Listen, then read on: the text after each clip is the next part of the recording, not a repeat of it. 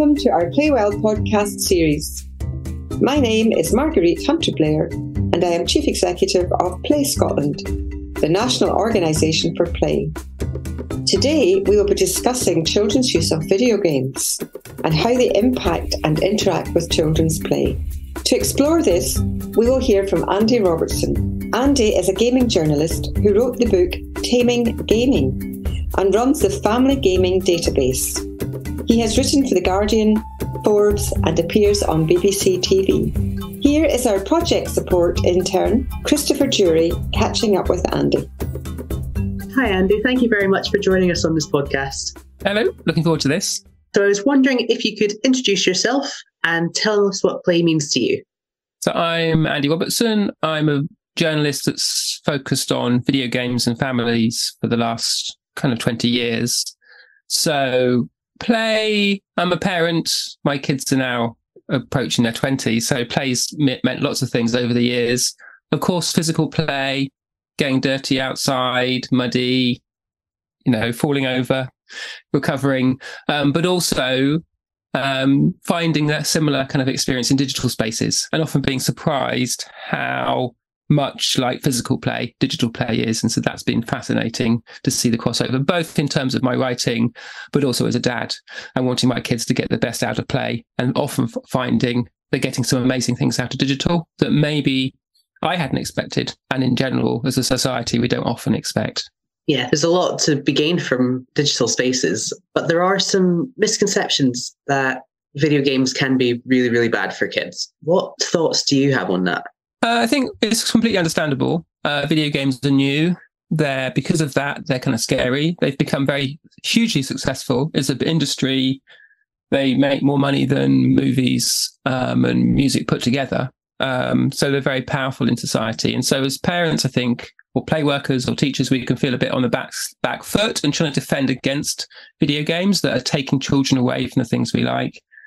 And often we don't have the same kind of sentimental attachment to video games that we do to other media. So we treat them, understandably, but I think mistakenly, as a special case. So if a child plays lots of video games, we have a very different feeling to that than if a child was reading a lot of books or listening to a lot of music or watching a lot of theatre.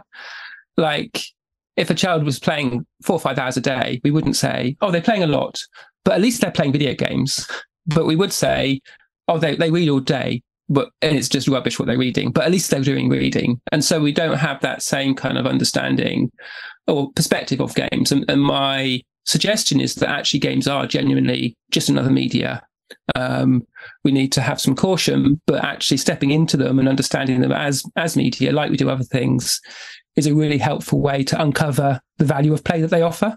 No, that's really interesting. The fact that it is just another form of media and it's not quite the boogeyman, I guess, that people seem to believe they are. Yeah. But it's not I think the important thing to do, particularly at the start of a conversation like this, is not to minimize the risks that parents perceive. And in my book about video games, Taming Gaming, I talk about very directly those worries, which are the impact of playing violent games on children, their outlook and their behaviour, the potential of games to become addictive and addiction around video games, playing with people you don't know online, playing with strangers, routes into gambling, where games have gambling-like mechanics in them, and then what about personal data online? And so I think it's important not to just minimise and brush those under the carpet, but to say those are real concerns, but what we want to do is to get at the actual data behind them. And currently, for instance, children who play violent games that maybe then play more violently in the playground, there's a correlation in the data there, but we haven't got to the stage of saying there's causation. So it's not saying there's nothing in the connection, but that often gets reported as video games are making children violent because there's that association. And with, again, going back to that different media, you have a similar association between anxiety and listening to the radio. There was a headline over lockdown set that was looking at that correlation between anxious people and radio listening. And that headline becomes Brits turn to the radio to ease anxiety. It doesn't become the radio makes Brits anxious. And if it was a video game headline, that's what happens. And so I think being clear about those concerns, but wanting to say, what's the actual situation? Let's have an open conversation is a really important way to start. That's really insightful and quite an important point to make. Are there any genres that are particularly good for children? I think it's, again, a lot of these questions I kind of think, well, what would we say about books? And it would be hard to say that certain books were good for children in a blanket way. But some books, like, young adult fiction, like a Harry Potter or something, is good in terms of engaging children. And so I think the most important thing is that the game is appropriate so that the child can move into it and have agency and have a sense of ownership and sort of play their part. And so rather than saying, for instance, games with shooting are worse than games with open world, I genuinely think that play around shooting can be a positive thing for children, particularly if they want to process, what is shooting? It's part of the world. What is violence? Like how, and playing with those ideas, experimenting with them, trying them on and doing that identity work in a video game can be really beneficial. And often our preference for particular genres of games comes from our adult sentimentality about how they more closely relate to physical play. And so Minecraft's a very popular game that parents generally approve of, but I don't think it's particularly beneficial in terms of the genre or form of the game. It depends, for some children, playing Minecraft would be terrible if it was at the wrong stage, if they were too young or they couldn't cope with the openness, or, so there's all sorts of reasons. And so as youth workers, as teachers, as parents, guardians, the most important thing is for us to slowly develop a better literacy of what games are on offer so that we can play that role in helping our children discover great video games that are a good fit. And part of that is kind of resisting some of the commercial sort of funneling of children into the same games. And so helping them escape that Fortnite funnel that everyone ends up playing Fortnite. But if you just say, why can't you stop playing Fortnite? Well, because what should I play then? And if you can't say, there's this other game that's much, but you try this, you might love it. And it's not like an educational game, or it's not like there's a genuine kind of connection of a similar experience. Then you can start to have meaningful conversations. And so, so I think trying to say one genre is better than the other doesn't get us anywhere. It's a good question, but I think the answer is we need to think about the fit of the game to the child. No, absolutely. It's one of those things where you can't really force play onto a child because otherwise it's not self-determined, which is what play is. Yeah, they might be like, this is great. Okay, if this is what we want me to do, I'll do this. But after we've done this, can I go and play? Because this isn't play, because you're making me do it, And so there's that kind of sense that it has to be self-directed. Absolutely. Sort of on that note, what are yours and your kids' favourite games? So that's changed over time. A particular favourite that I enjoyed with them when they were younger was this game called Alba, a wildlife adventure that you can play on a console or a phone. You play, I think it's a young 8-year-old girl who visits her grandparents in a Mediterranean island. You have free reign of the island, so you can explore it. But what you're doing, you get handed your grandparents' old camera and their old bird book. And you open the book, it shows you lots of birds. If you press the little thing on it, it makes the sound of the bird. So then you explore this island. And if you hear the bird, you play it with headphones, you can then find it, you take a picture of it, and then it goes into the book. And then that kind of plays into you restoring a wildlife sanctuary on the island and just meeting the locals and having this kind of lovely journey. And so that's a kind of experience that is really nice because it has a kind of storybook feel, but it's very much child-led. And it's a sort of experience that is different and is very much a video game in terms of your collecting and your exploring. So that's one that's really stood out. And it's the one that you play on your own, but it's quite nice to share. And so when my kids were younger, I'd be like, have you found that last bird yet? Or have you, what's happening by the swamp? Have you figured that out? And there are lots of these kind of threads. And so it's very sort of narrative-led. Then another game I'll often point to is a game called Wilmot's Warehouse, which is again available on consoles or PC. And you play it as 2 players. It's a very kind of simple, stylized game, but you're working in what is essentially kind of an Amazon warehouse. And lots of little boxes arrive at the bottom, and each box has a kind of like a little symbol on it. And you soon realize that the people coming to collect items at the top need their items in a certain time. And if you can be quicker, you get more points. And so you start to realize between you need to know, okay, where are the roller skates? Where are the top hats? Where's the warm jackets? And because there's so many of those items, you start to group them and organize them in your warehouse. So it's kind of a sorting problem. But on top of that, because the icons aren't specific, you have to together interpret, like, what is this? Is this an acorn, or is this a tree, or is this a spinning top or something? And then you know where to put them. And again, between you have to agree, okay, do I put roller skates in transport with the cars, or do I put it in toys with the yo-yos or whatever? And so what's interesting there is it's the conversation between players, which is actually as much a part of the play as what's happening on the screen. And I think that's a great example of something that video games are good at doing, is inviting you into a virtual space to behave in a way you wouldn't normally. But then in the real world, those interactions, again, are kind of taken to a new area. And as a parent or teacher, it kind of uncovers a part of that relationship that you might not have access to otherwise. It's a bit like getting into a car and going on a car journey, or listening to music together. But because you're actually actively doing something, in some ways, it's not like those things because it's its own thing as well. So there are a couple of examples there, I think, are pretty nice games.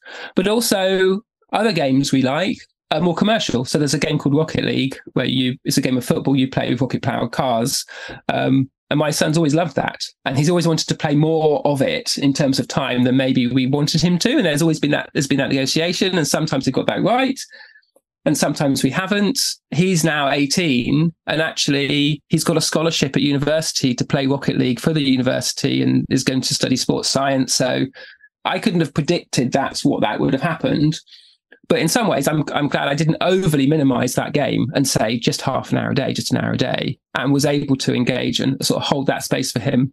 And also some of the games that I quite like are quite violent shooting games. There's a game called The Last of Us that I really value as a piece of media and storytelling. And it is the central mechanic is shooting and surviving in a kind of a zombie world. But it's actually a game that's a study about the relationship between a father and a daughter kind of relationship. And you get lots of space to see how that plays out in a way that's very different to how you see those things in a film or a book. And so that's been very valuable for me personally as well. So there's a big variety, and it's easy to think, the best games are the ones that I talked about at the beginning because they give us a nice warm feeling and they're quite easy to talk about in ways that adults will approve of. But I think just as valuable are the games that adults struggle to approve of, much like play in general. Often some really, really excellent play can raise concerns about parents, like, is it safe? Or should they be doing this? And I'm not saying young children should be playing shooting games, but equally, I'm not saying they should never do that. And in the right context, I think that can be really healthy. And so personally, I've found value in all those games over time and enjoyed them with my kids. Yeah, absolutely. I was also wondering, how can video games inspire creativity?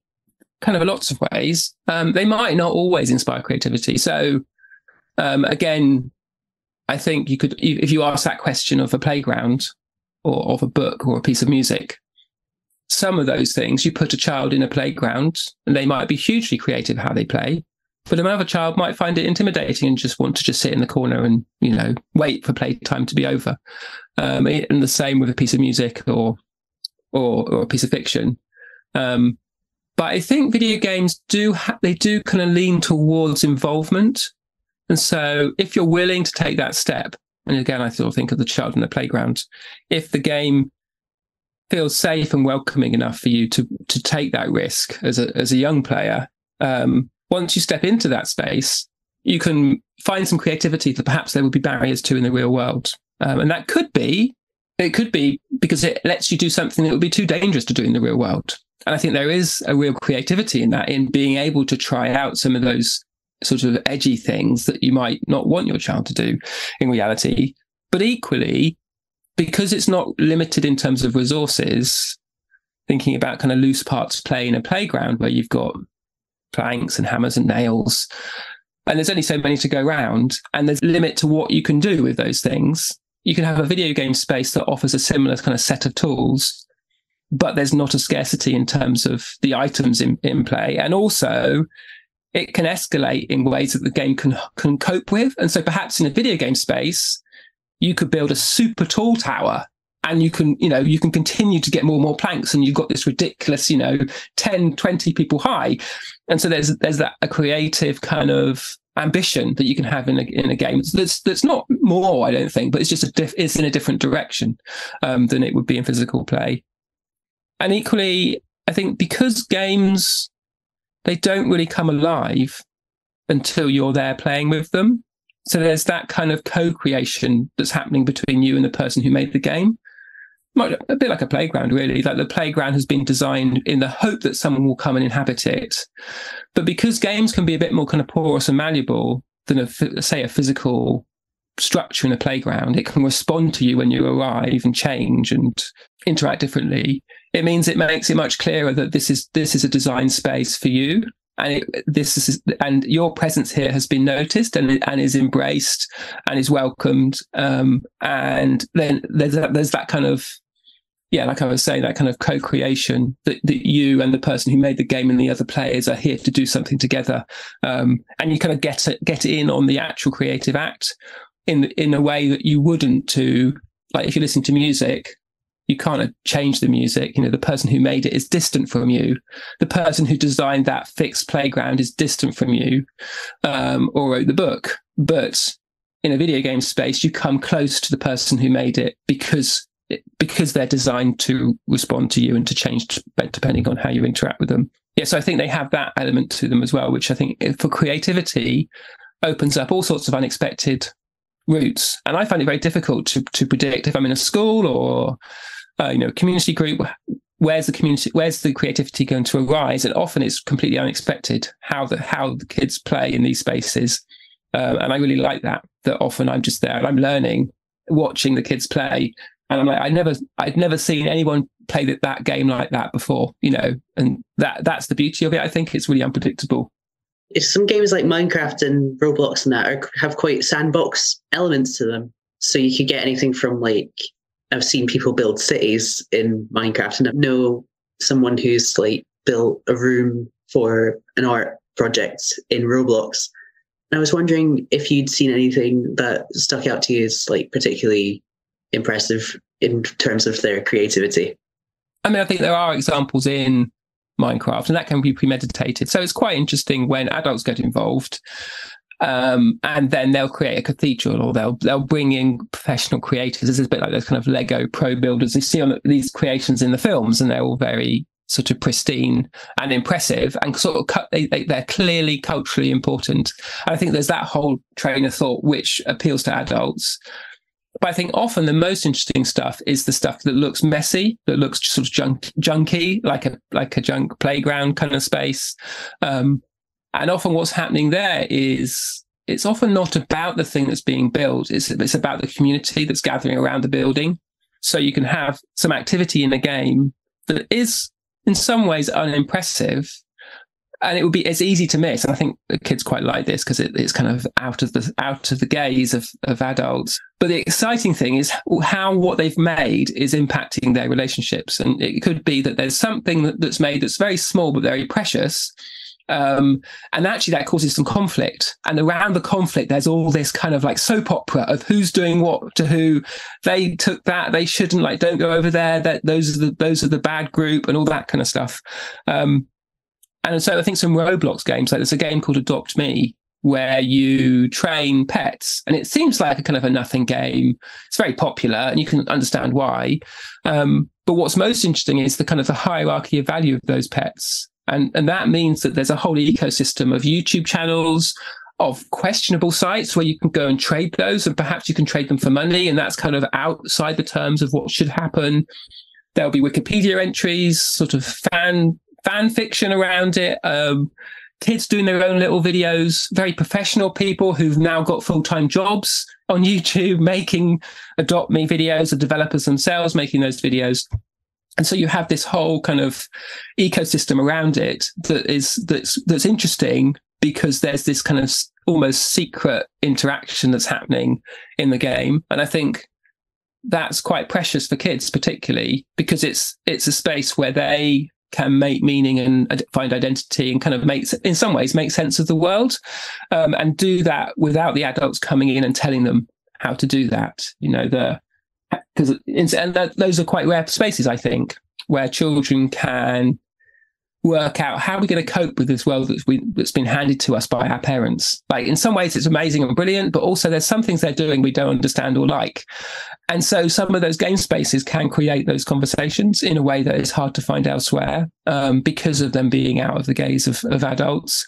And that comes with concerns and worries. Like, well, are there other adults in those spaces that shouldn't be? Are they space? What are the children saying to each other? Surely we should restrict them. But I think there's a kind of a magical time at the moment where obviously you want safety and, healthy spaces, and not nefarious adults. But to overly worry and restrict because of that could easily kind of eclipse kind of what the value of what's going on here. And so I think our role as kind of play workers or teachers and play positive people in this space is to try and recognise, well, how do we make them safer without just making them what we want to be as adults? Yeah, so I think that kind of unseen creativity is really interesting, and it's interesting because it's hard to find, and so you can only really find it by talking to kids about the stuff they're playing and settling down and spending a lot of them just like, oh, what are you playing? Oh, okay, you're moving on. I'll often ask family friends, children of family friends, oh, what are you playing? And they'll say Roblox, expecting me, like other adults, to be like, oh, okay, whatever that is, and then move on. And I'm like, oh, what are you playing on Roblox? And they're like, I'm playing, whatever it is, the latest game. And actually having a detailed conversation, and then they start to open up then, and you get to overhear some of the stuff that's happening in those spaces that would otherwise, you wouldn't get heard. So you've sort of touched on it. What guidance would you give parents regarding online platforms and online gaming?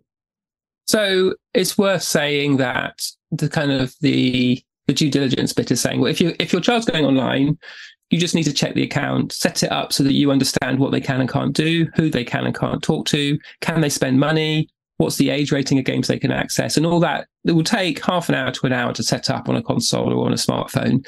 And it's designed to be easy, but it's detailed work and just needs a bit of attention. And there's lots of resources online to help that. So I think it's just worth doing that up front, but then that clears the space for then us as adults to be quite ambitious. And so finding games that children can safely play online from a young age, I think is really helpful, particularly if you do that together. So that's the best way, I think, is to find a game whereas you as an adult play it yourself, and it's maybe some online game with very simple interactions. It could be a Roblox game, could be something else. And then you and your child can go into that together. And that means that it creates a context where both of you can make mistakes and afterwards be like, oh, I didn't enjoy that. Or like, oh, what did that person say? Oh, he said a bad word. I didn't like that. And so you make those mistakes together and think, okay, well, how could we make that better? What would make that a better experience next time? Rather than locking things down and only letting your child speak to one person. And then, because at some point you have to take those restrictions off and they haven't had the chance to make those mistakes. Like if we never let them play in a playground and then just let them loose, then they've not been set up to succeed. So finding those games that take you into those online spaces in different ways and offer you different ways to communicate with people, understanding how your child can and can't talk to people. And like voice chat is really interesting at the moment as a kind of emergent technology, where perhaps your child can talk to other players in the game, but who can hear them? Is it the teammates who are on their team? Can they all talk to each other to coordinate? Or perhaps it's anyone that's just on their side, so the other players can't hear them. And so, but if the other players can, then they have to be careful about what they're saying. And there's a thing called proximity chat, which is popular, and it's a feature in Roblox where the only people who can hear you are the people who are close by. And so if you're kind of trying to get into the enemy base and you're with your friends, you have to like whisper, you have this kind of really interesting changing of your voice because you understand other. And so it not only adds a way of communicating, but it adds a whole nother layer of play, much like in the real world. And those games have become very popular. And I think because that kind of only hearing who's close to you is similar to play in the playground. But I think probably underpinning a lot of this, and I think what might, someone might be listening and think, well, that's fine for you because you know about lots of games. Like I don't know. I know about Minecraft and Fortnite. What else is there? And really, that's what my resources I've created with this book, Taming Gaming, and the Family Gaming Database are designed to do. They're designed for people who don't play games and to take you on a journey into the games that you might like to play yourself or might like to play with your child. And so there's 2,000 or 3,000 games in the database now that would offer this kind of discovery. And I think a bit of time spent researching that, either in this resource or others, there are similar resources you could turn to, means that you'll come into it ahead of your child. And I think parents will often say to me, oh, my kids are really tech savvy. They're just always ahead of me. I can never catch up. But the reality is, if the parent spent half an hour a day, or even a couple times a week, half an hour checking out the game and looking at some resources, maybe like mine, they would soon catch up with their child. And then the stuff I do is designed to then get them ahead of their child to say, okay, here's some games that they might like to play next. And if you as a parent can say, oh, you're loving Adopt Me, why don't you come and try this game, Alba? We're going to go and search for some birds. And if your child then loves that game, then you've got this equity in that conversation, or even as a teacher as well. And they'll come back and say, oh, well, what should I play next? And so it's very different from them wanting more and you saying no. Suddenly you're coming together to discover games. And so it can sound like something that isn't possible, but a little bit of time and the right resources, it's not easy, but it's time really well spent. So I think that would be something I think it's important to say. Absolutely. I think it's very important because I think there's a possibility that parents could be thinking, well, I'll keep my kids away from video games just to keep them safe. But the effect is more to diminish the child's interests. That is a valid option. I think it's important to say that this perspective isn't saying that parents should have a particular perspective to technology. It's fine to be cautious, and it's fine just to say, my child's just not going to play games. That's completely valid. But I think you want to make that decision understanding what games are so that you know what the opportunities and shortcomings are. Like if a parent was like, look, I just don't think all the swearing in music is worth it. My child's never going to listen to music. That would be a valid decision. But you'd want them to understand. And they do. And obviously they would come with that understanding of which is why it sounds a bit absurd, because obviously we want children to enjoy music. And so having that broader understanding to make an informed choice. But I absolutely embrace parents who want to be very cautious and slow about either games or even no games. But understanding, what they're missing out on and how this is kind of part of how their peers will be making sense of the world, and the implications of not them being part of that conversation, I think is important. What are your thoughts on video games being used in the classroom scenario? They're used in very different ways. And I've been looking at this because I'm doing some work with the PSHE Association, who do PSHE class curriculum in England. And so what we found was that commonly games were used as kind of a carrot, a kind of a bribe almost.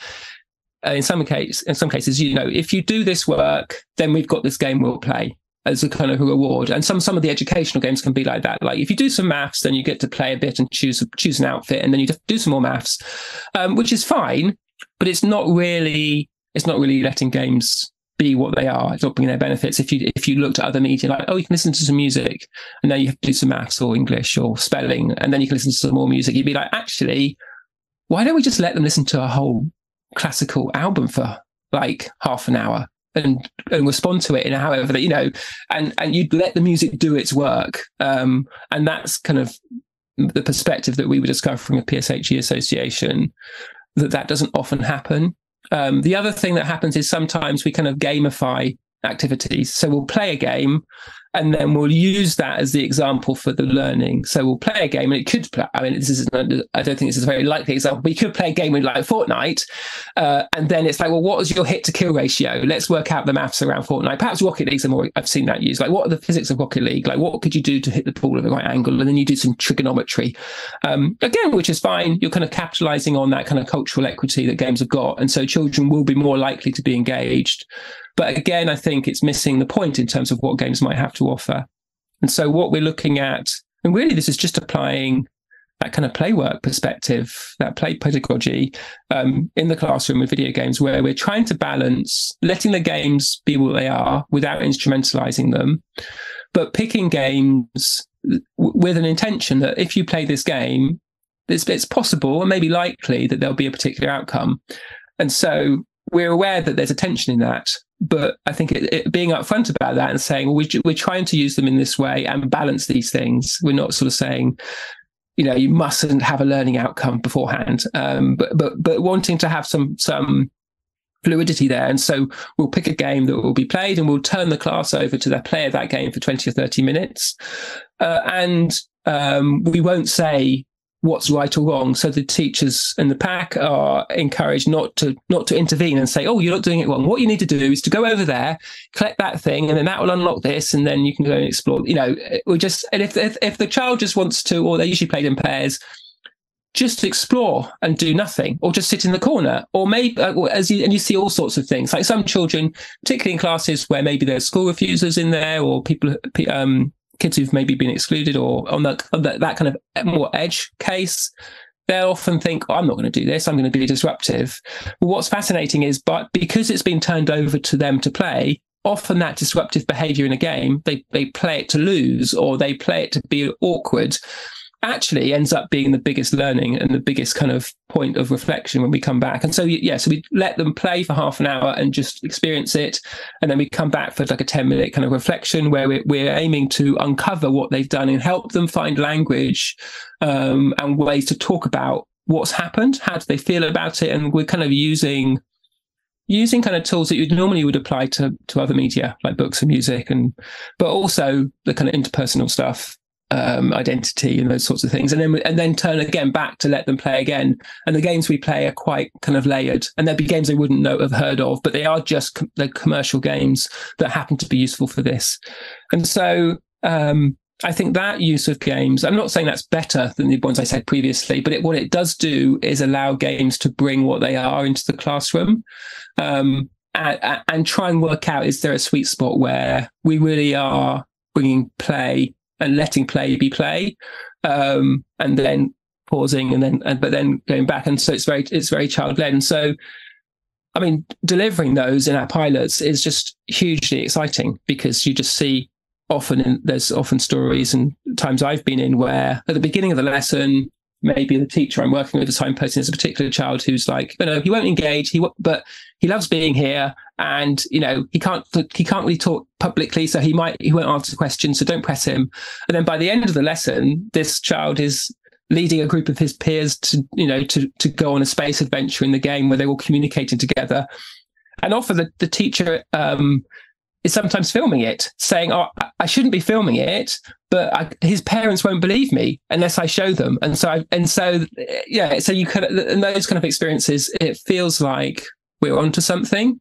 And the challenge then is working out, well, how do we provide resources to enable someone who doesn't play games naturally to reduce their barriers and to make those sorts of outcomes likely? And that's not an easy or trivial thing, but I'm really excited to be kind of starting down that road. And really, it's very simple. All we're doing is trying to apply that play worker perspective along with video games in the classroom. And there seems to be a fit where they're just sort of clicking together. So I'm really enjoying that. Yeah, that's amazing. It sounds like there's some amazing work being done. Yeah, it's great. And it feels like sort of touching the tip of the iceberg sort of thing. And often teachers will be like, oh, that's great. If only there were more games like this. And I'm like, there's hundreds.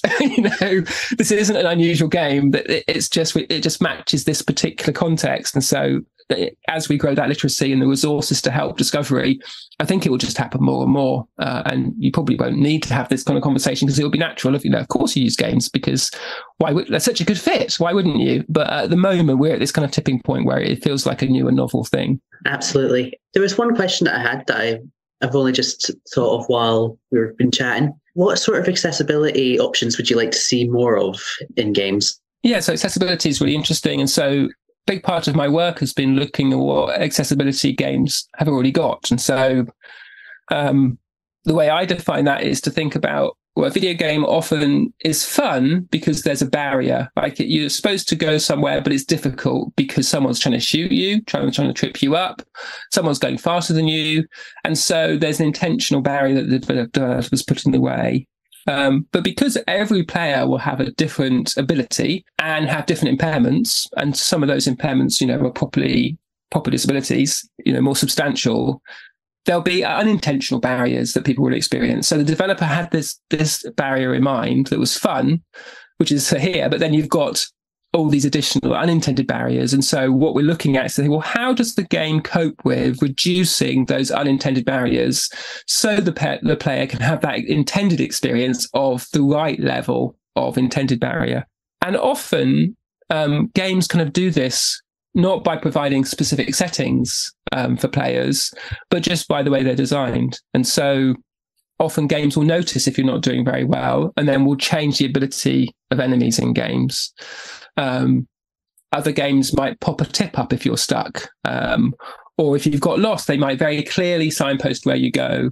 Other games will do a really good job of signposting what's happening, not only with visual things, but with sound. So with a 3D audio, if someone's attacking you or somewhere you need to go is off to your left, you'll hear them to the left and you can go towards it. And equally, games are increasingly getting better at signposting those audio signposts visually. So if you couldn't hear, for instance, you wouldn't know the person was there, but it will put up on the screen a speech mark on what they're saying, but then an actual arrow to say this is where this sound is coming from. And so there's good development, and that's something on the database that we've worked really hard on, is identifying what accessibility features games have. And so again, if you're searching for a game, you can not only say this is the age of the child, this is the topic we're looking at, but there's some children in the class that won't cope with high pressure. There's maybe someone who's got a visual impairment, and so the text in the game needs to be large. And we've got about 100 data points you could pick. And to come back to your question, I think there are some things which, whenever a game's got it, really signpost that this developer has thought quite deeply about accessibility. The simple one is subtitles. So if there's someone speaking in a game, there are subtitles, and that you can change the size and the opacity, the contrast of subtitles, so you can get them substantially big. And like 1/20th of the screen height is kind of the criteria that we use on the database, which is quite large. And often talking to developers, they're like, "Oh, we've got subtitles," and they'll say, "Oh, you can change the size," and they don't quite go large enough. And all it takes is a conversation. Is, "Oh, it would be useful if they went a bit larger," and they're like, "Okay," and then you can make them bigger. But if that happens too late in development, it can be problematic, because obviously the screen size can only accommodate so much text. So really good subtitles is a relatively simple thing that can make a big difference.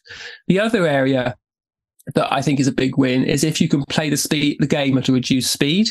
So if you can say, I want to play this whole game, but at 50% speed, it means that a whole load of barriers become reduced. So maybe you have a motor disability that you can't press a button that quick. And so obviously if the game is at half the speed, then that barrier is reduced for you. Equally, if you are cognitive and you've got slower reactions for some way, but also if you have a vision or a hearing impairment, you have more time to pass what's happening, because it's not all rushing at you. And so you can use those audio and visual cues better. And so being able to play the game at a kind of a reduced speed is a really good one. And then the last one, I think, is providing accessibility options, but before the game starts. So before you get to the title page, before you get to the menus, some games will say, "Oh, do you want audio narration on?" If you don't press any buttons, narration will be switched on automatically, or it will come in with a default very large font. Do you want the font this big? If you don't make it smaller, it will stay this big, which means that as you come in with that impairment, you can then access the menus and work your way through the game. Because the danger is that the menu size is quite small, and there is a setting somewhere to make the menus bigger, but obviously you can't get to it without going and getting somebody else to try and help you to do it. And so again, that kind of onboarding, whether it's for sight or whether it's for hearing or cognitive or motor, it can make a big difference, and is kind of welcoming to a range of players, and doesn't make assumptions about what your player can and can't do. And really, although we talk about accessibility settings specifically, pretty much any setting has an accessibility aspect to it. And many of us who wouldn't talk about ourselves as disabled, will make use of accessibility settings because they're kind of quality of life enhancing in terms of in the game. So it makes it, it's a smoother experience, it's an easier experience. Yeah, that's a really good question. But uncovering what's there has been really helpful, particularly in a school setting, because if these games have got big subtitles, that's a good place to start. And previously that data wasn't readily available, and we're starting to build quite a good library now. Well, brilliant. Thank you so much for meeting with us today, Andy. It's been amazing to talk to you. Yeah, pleasure. It's a really good question. So I don't often get to talk about this intersection of, normal play and video game play. So it's been a bit of a treat. Thank you for joining us on this podcast. Don't forget to subscribe to our podcast on your preferred app. To find out more about Play Scotland, follow us on Twitter @PlayScotland and visit our website playscotland.org.